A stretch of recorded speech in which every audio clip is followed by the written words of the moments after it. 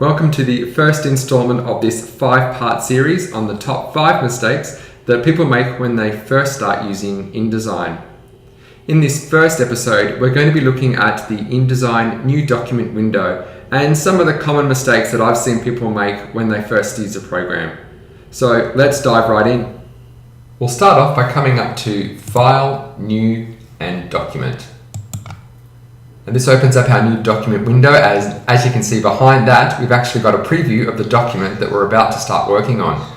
Now the reason I can see that is down the lower left hand corner of this document window, you see how that preview's ticked there? So that just shows me a preview, and it will change live as I change some of these fields in the document setup window. So probably one of the first mistakes that I see people make when they're working in InDesign is under this intent drop down, they won't set the correct intent before they start working. It's really important that you do this. If you are working on a document that's going to be viewed online just for web, then make sure you choose web. Alternatively, if it's just going to be a print document, then click on that print drop down and you can begin working. Basically, by selecting print, it puts it in the CMYK color space, the cyan, magenta, yellow, black color space, and that's a really important color mode for print. I talk about color modes in a following video, but for now I'm just going to leave this set for print in the CMYK color space because I'm working on a brochure. Now, looking at the number of pages, I can change that here, or alternatively, I can change it later on once I start working on the document. You're not locked into the number of pages after you've chosen them here. And then starting on page number 1, I can also choose to start this document as a facing page document. And you would do that if you were working on maybe a magazine or a book. Anything that has a left and a right hand page and a spine, we would turn that on. I'm just working on a 1-page flyer, so I'll leave that unticked, and I'm not going to include a primary text frame on every page.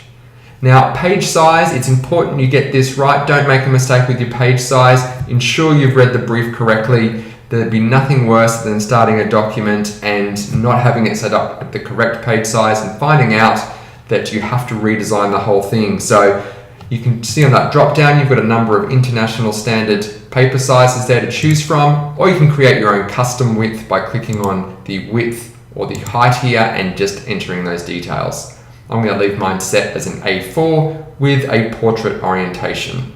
Now, another area that I see people make mistakes is within the columns area. Some people just don't use them. I at least use a minimum of 2 or 3 columns. It helps to give your document some structure. Now, as you can see, I've chosen 3, and in the background here, you can see the 3 columns have been applied to the document.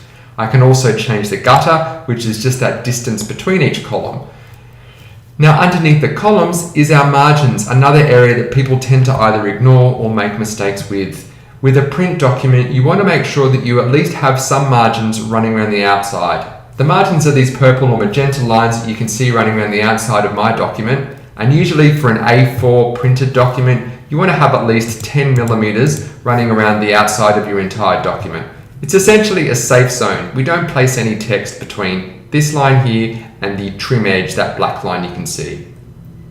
Finally, our bleed and our slug settings. When you're working in a print environment, you want to make sure that you include bleed. Big mistake that some people will make is not include bleed. So I'm going to include a 3mm bleed around the entire document. And once again, I talk about the importance of bleed and slug in a following tutorial. Now I'm ready to click OK on this and begin work on my document. Okay, I look forward to seeing you in the next video tutorial.